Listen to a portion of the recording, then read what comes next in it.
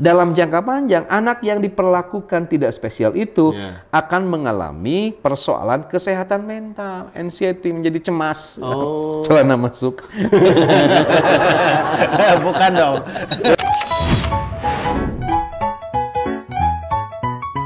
Dosen gede, materinya mantap, belajar pun makin cepat tangkap. Kampus fleksibel, waktunya pas, kuliah seru ya di Kulkas. Diskusi seru, ilmunya asik, belajar cepat, masa depan jamin. Kulkas, seru kajiannya, seri sajiannya. Oh yeah.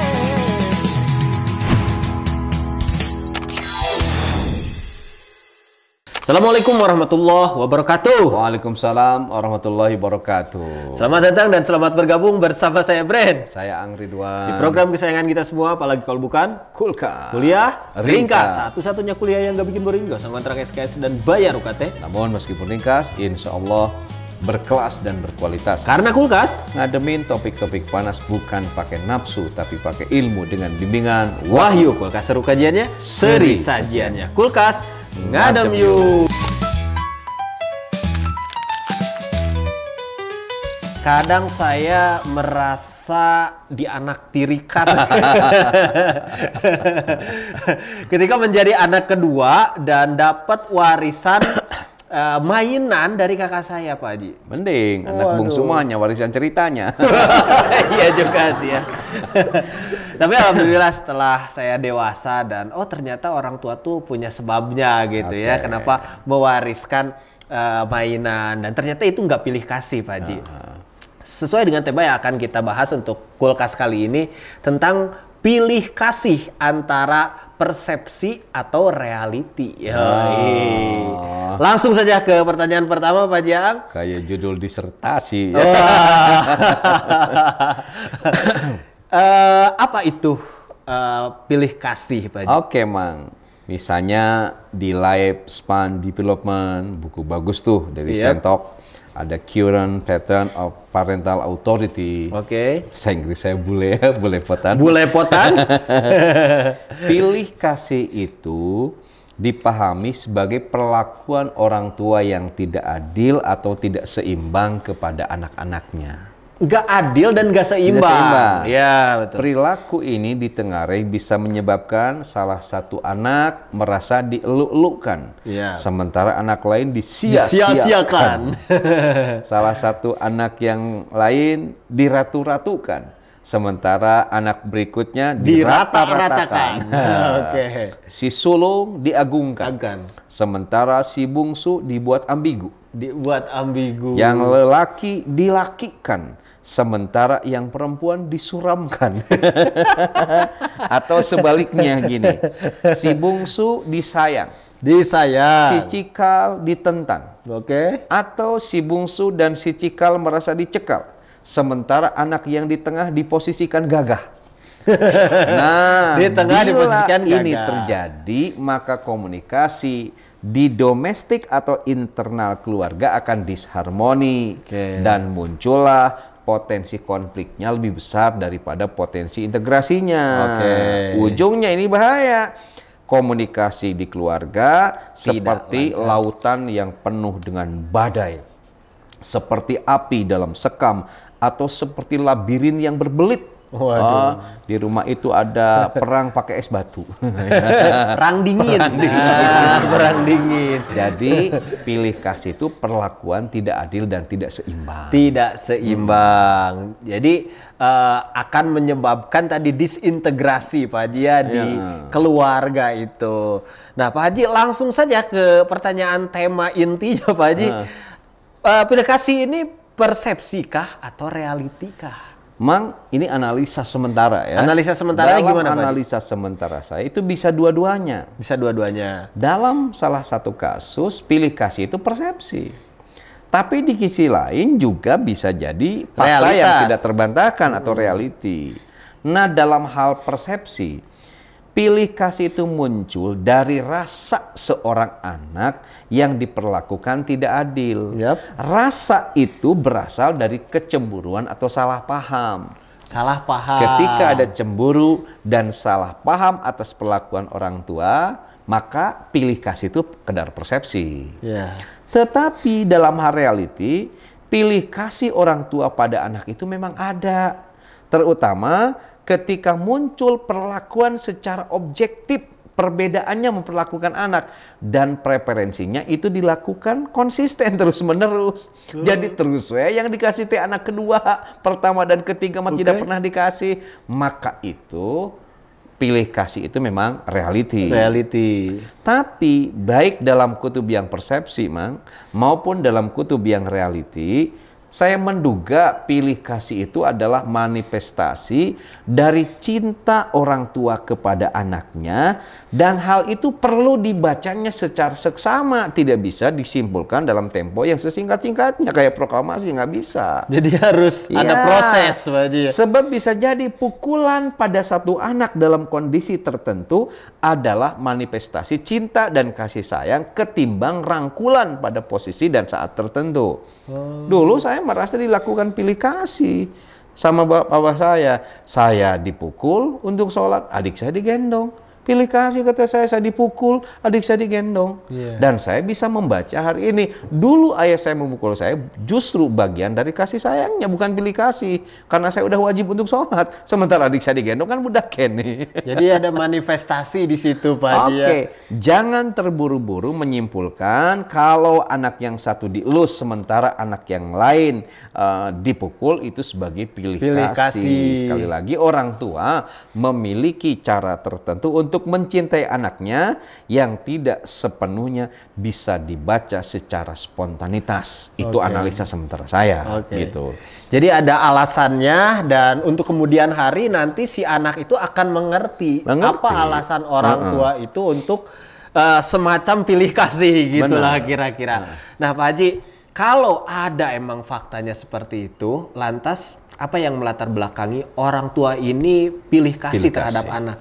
Bila perlakuannya konsisten, objektif berpihaknya kepada salah satu, maka pilih kasih itu adalah reality, bukan persepsi. Kenapa ada reality seperti itu? Pertama, disebabkan karena kepribadian anak itu sendiri.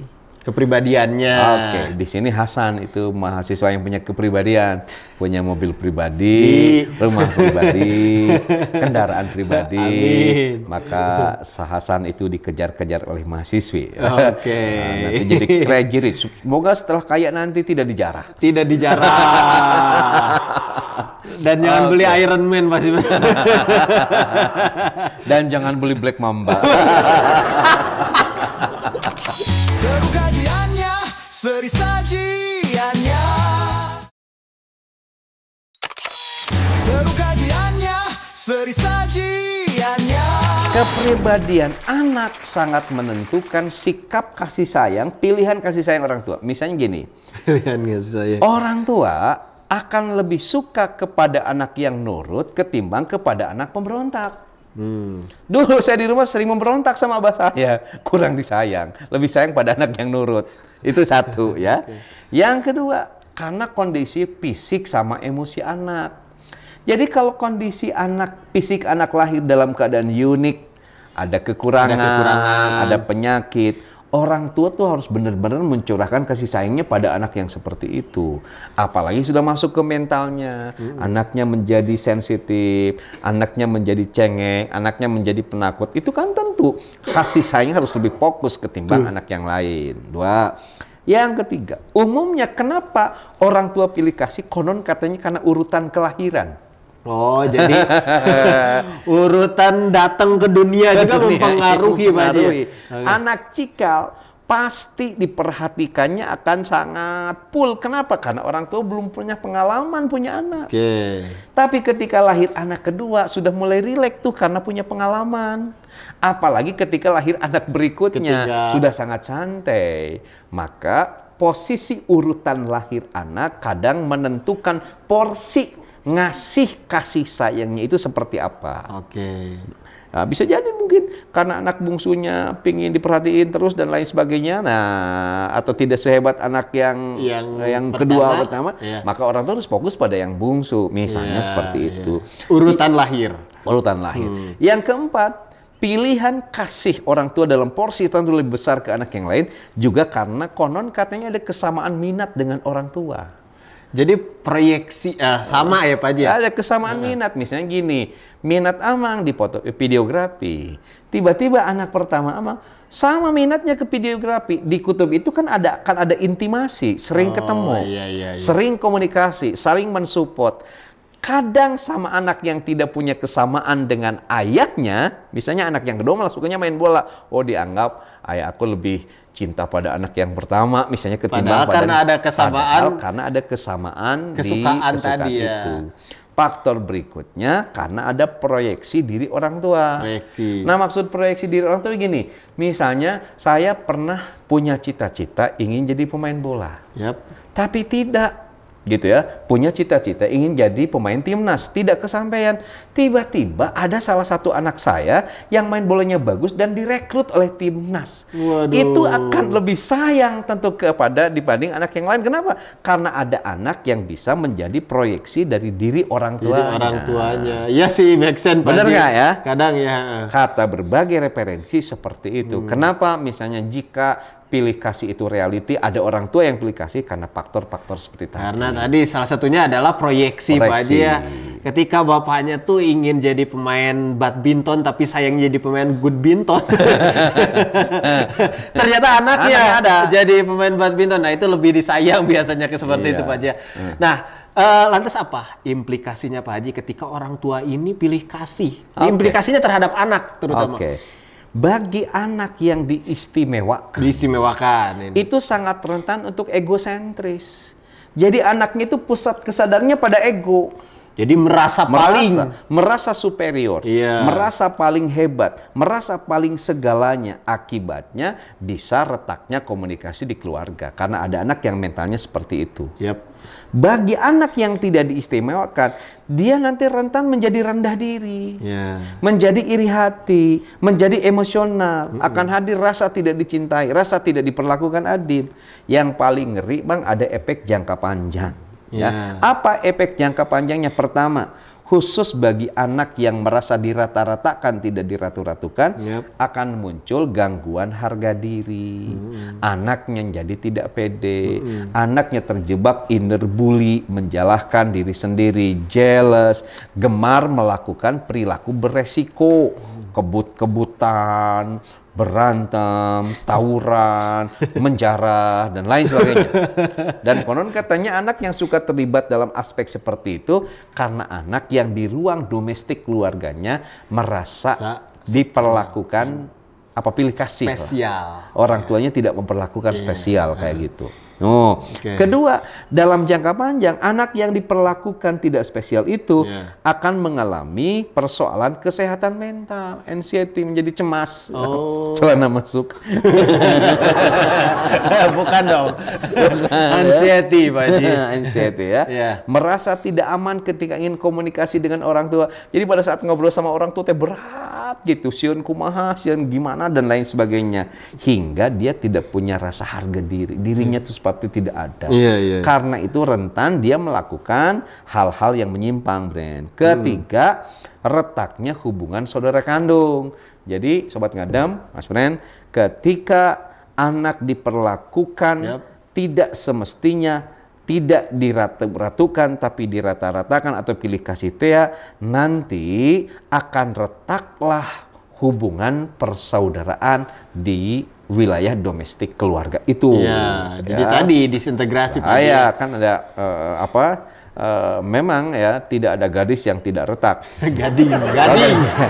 Tapi yang lebih bahaya itu kalau hubungan keluarga yang retak. Berikutnya, nanti yang jadi masalah, efek dari sikap pilih kasih ini, hubungan yang renggang dengan orang tua di masa dewasa. Ini yang paling bahaya.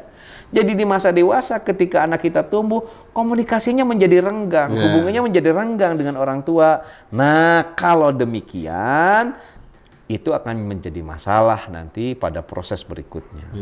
Kan bisa jadi karena renggang komunikasi dengan orang tua di masa dewasa, masing-masing tidak peduli antara yang satu dengan yang lain gitu. Oke. Bahaya. Saya jadi ingat sinetron Sidul Pak Haji, di mana si Engkongnya suka pilih kasih ke si Mandra Pak Haji. Nah itu efeknya benar ke si Mandra itu kadang insecure, anxiety juga, marah-marah terus gitu kan. Apalagi tahu Sidul jadi wakil gubernur. Jadi lebih sayang ke cucunya dan ke si Atun. Si Atun dibeliin salon, Sidul dibeliin oplet, motor, wah pokoknya itu ya. Jadi refleksi gitu. Si Mandra diomelin. Yakitin terus kan itu anxiety. Oke. Pak Jang, nah lantas sikap seperti apa yang harus dilakukan oleh si Mandra ini oleh orang yang dipilih kasihkan sama orang tuanya? Oke, Sobat Ngadem, kalau kamu fakta real melihat bahwa orang tua kamu pilih kasih, apa yang harus dimiliki? Betul. Pertama, kata para pemerhati, kelola emosi dengan dewasa. Betul. Jadi kalau ada kesedihan, ada kemarahan, ada kekecewaan, kelola dengan dewasa. Bagaimana caranya? Olahraga. Seperti saya ikut kateda, karate tidak, taekwondo tidak. Kirain coba olahraga baru kateda tuh. Kemudian salurkan hobi, bisa bermain musik misalnya ya, itu bisa dikelola ya.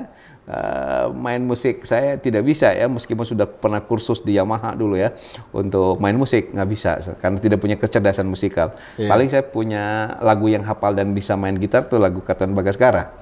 Aku tak bisa pindah ke lain, kunci cewek terus. Salurkan bakat melalui menulis, mediasi, berdoa, kelola ya emosi. Yang kedua, berani komunikasi secara terbuka pada orang tua. Jadi tujuannya agar bisa menghindari asumsi tanpa verifikasi. Jadi kalau merasa kalian pilih kasih orang tua pada kalian, komunikasi yang terbuka, jujur, sampaikan dengan cara yang baik, di waktu yang baik, dalam kesempatan yang baik, dengan kata-kata yang baik misalnya. Ya tuh tong gitu-gitu ting, lihat aku ge sama anak ayah, misalnya kan gitu ya. Bangun dialog secara terbuka dan sehat. Seru kajiannya, seri sajiannya. Seru kajiannya, seri sajiannya. Kemudian kasih kode-kode tertentu. Apa kode-kode tertentu? Misalnya, Hasan diperlakukan tidak seimbang oleh orang tuanya. Kasih kode-kode tertentu. Misalnya tiba-tiba Hasan bangun malam sholat tahajud.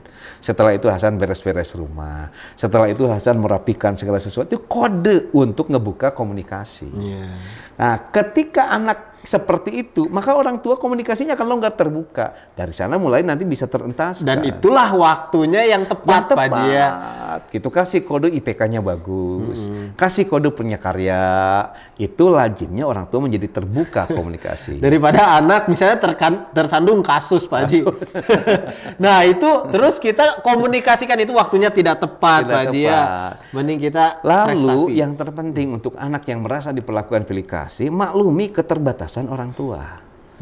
Maklumi. Jadi kembangkan budaya refleksi diri dan empati dengan cara memaklumi bahwa orang tua kita tuh manusia biasa, bukan nabi, men.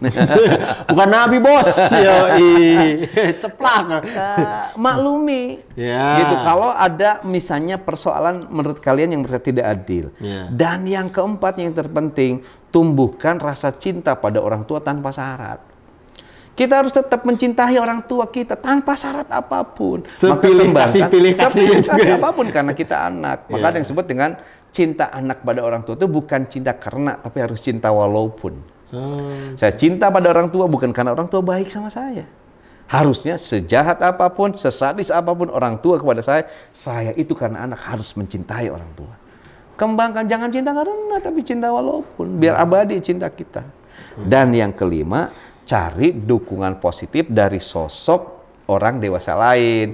Misalnya gini, ayah kamu itu pilih kasih. Nah, cari dukungan pada siapa? Pada kakek. Cari dukungan siapa? Pada nenek.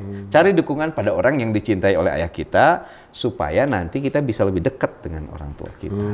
Jadi itu Mang Bren, kalau merasa sedang dipilih kasihi sama orang tua, kembangkanlah tadi sikap-sikap, kelola emosi dengan dewasa, komunikasi secara terbuka dan lainnya. Jadi lebih kepada menyibukkan diri kepada hal yang positif ya, tadi. Dan salah satunya tadi waktunya harus tepat juga. Jangan sampai pas terkandung kasus misalnya di penjara, kamu kenapa melakukan semua hal ini gitu ya? Itu karena Bapak pilih kasih. Nah, itu tidak tepat ya Pak Haji ya. Pak Jang. Nah, sekarang sebaliknya nih, perspektifnya dibalik di orang tuanya. Bagaimana caranya orang tua ini supaya tidak terjebak kepada pilih kasih ini Pak Haji kepada anak? Oke, di tulisan yang bertajuk Prinsip Penghormatan Martabat Manusia, Immanuel Kant misalnya, atau John Rawls di Keadilan sebagai Fairness, yang harus dilakukan orang tua terhadap anak itu pertama, wujudkan nilai keadilan. Setiap orang tua harus membumikan nilai keadilan, berikan perlakuan kepada anak sesuai dengan kebutuhan, bukan sama rata. Jadi definisi adil itu bukan sama rata. Gitu.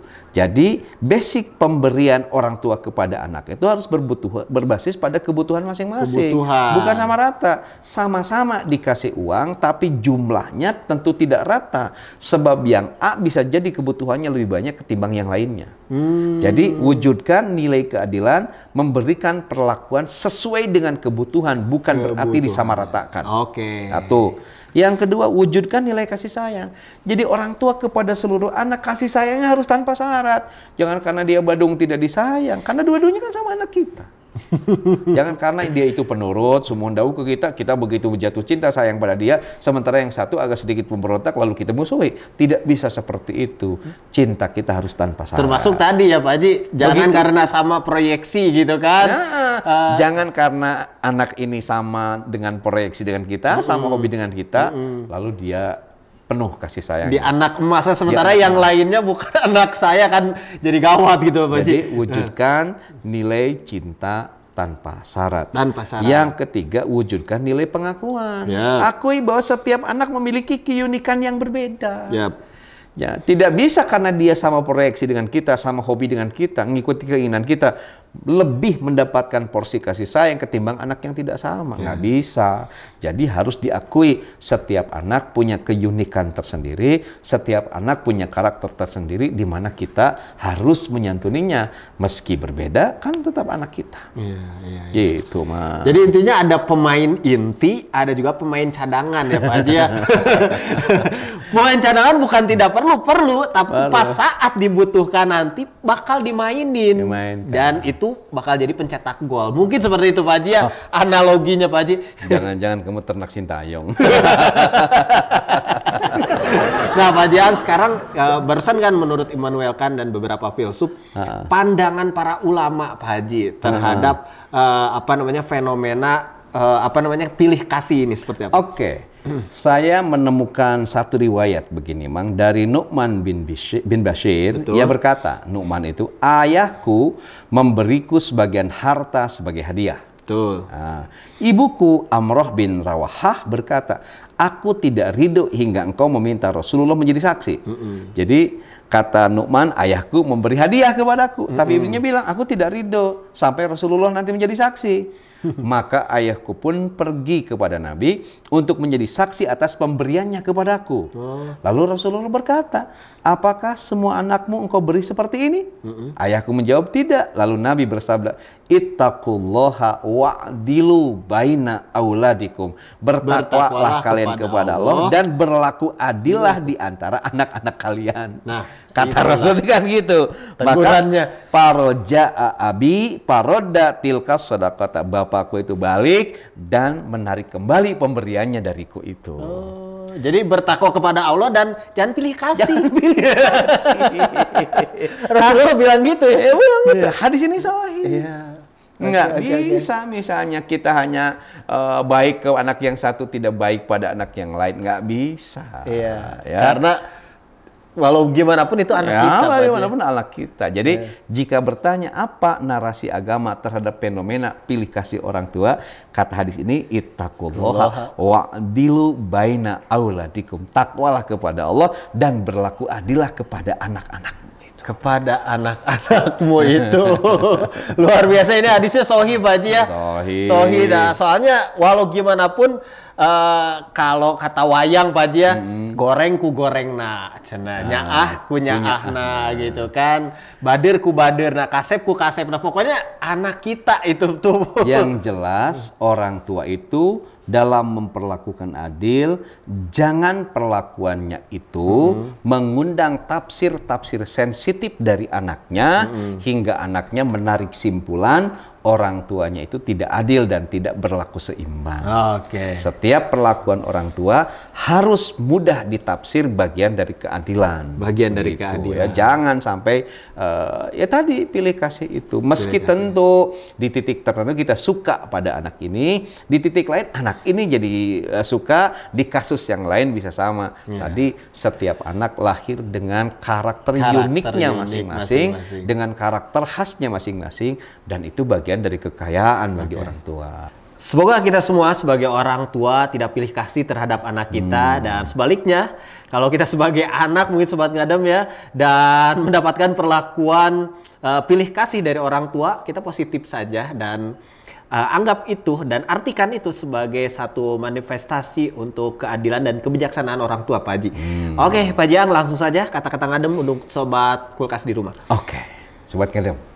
Lebih keren menjadi anak yang dirata-ratakan atau disia-siakan tapi mandiri, ketimbang menjadi anak yang diratu-ratukan dan dielulukan tetapi menggantungkan diri.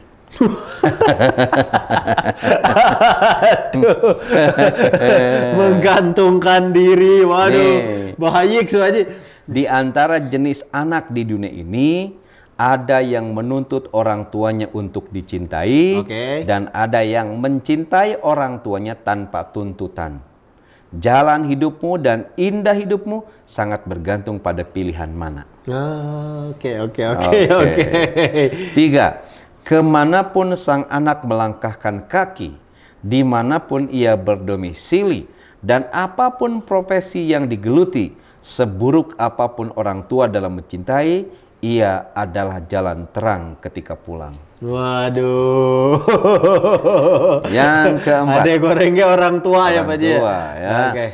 Apapun yang didapat seorang anak di ujung jalannya adalah pantulan dari tafsir tentang kasih sayang orang tuanya, dan ia pilihan sebagai umpan baliknya. Waduh, jadi tafsir Pak Haji ya? Iya, keberhasilan kita di ujung jalan karena tafsiran kita atas aura kasih orang tua kita. Intinya seperti itu. Tidak terasa 30 menit kebersamaan kita menemani Sobat Ngadem semua di rumah. Jawaban atas pertanyaan ini jangan dianggap yang paling benar. Tanya lagi pada narasumber yang lain ya. Jangan lupa juga like, komen, dan subscribe. Saya Bren Cianjur pamit undur diri. Subscribe-nya di Ang Ridwan Official ya. Ang Ridwan, saya pun juga undur diri. Tetap di program kesayangan kita semua, apalagi kalau bukan Kulkas. Kuliah ringkas. Satu-satunya kuliah yang gak bikin boring, gak usah ngontrak SKS dan bayar UKT. Namun meskipun ringkas, insya Allah berkelas dan berkualitas. Karena Kulkas ngademin topik-topik panas bukan pakai nafsu tapi pakai ilmu dengan bimbingan Wahyu. Kulkas seru kajiannya, seri sajiannya. Kulkas ngadem yuk. Assalamualaikum warahmatullahi wabarakatuh.